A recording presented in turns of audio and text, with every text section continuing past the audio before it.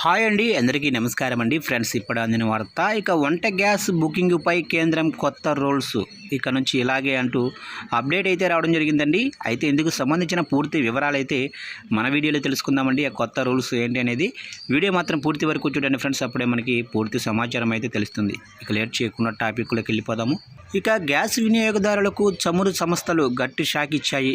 ముఖ్యంగా ఒకటి కంటే ఎక్కువ సిలిండర్లు ఉన్నవారికి ఇకపై వెయిటింగ్ పీరియడ్ పెరగనుంది. ఇక హోర్మోజ్ జలసంధి వద్ద నెలకొన్న ఉద్రిక్తతల ప్రభావం సరఫరాపై పడడంతో గ్యాస్ కొరత రాకుండా ఉండేందుకు ప్రభుత్వం ఈ కఠిన నిర్ణయాలు తీసుకుంది. ఇక కొత్త నిబంధనల ప్రకారం ఇంట్లో 2 సిలిండర్లు ఉన్నవారు ఒక సిలిండర్ బుక్ చేసిన తర్వాత రెండో దాని కోసం కనీసం 35 రోజులు ఆగాల్సిందే.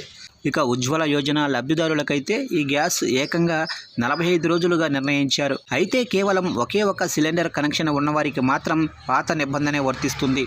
వారు 25 రోజుల తర్వాత మరో బుకింగు చేసుకోవచ్చు. ఇక ఏడాదికి కేటాయించిన 12 సిలిండర్ల కోటా పూర్తయిన వారు కొత్తగా బుక్ చేసుకోవాలంటే ఇప్పుడు యాప్లో కొన్ని ప్రశ్నలకు సమాధానాలు చెప్పాల్సి ఉంటుంది.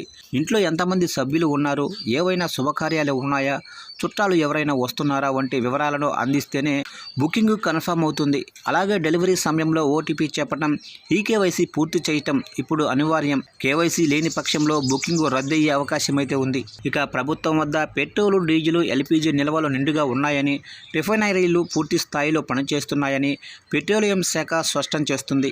కేవలం పుకార్ల వల్ల ప్రజలు ఆందోళనతో ముందస్తుగా నిల్వ చేసుకోవటం వల్లే కొన్ని చోట్ల కొరత కనిపిస్తుందని అధికారులు చెబుతున్నారు. కాబట్టి అనవసరంగా స్టాక్ పెట్టుకోవద్దని, అధికారిక సమాచారాన్ని నమ్మాలని సూచిస్తున్నారు.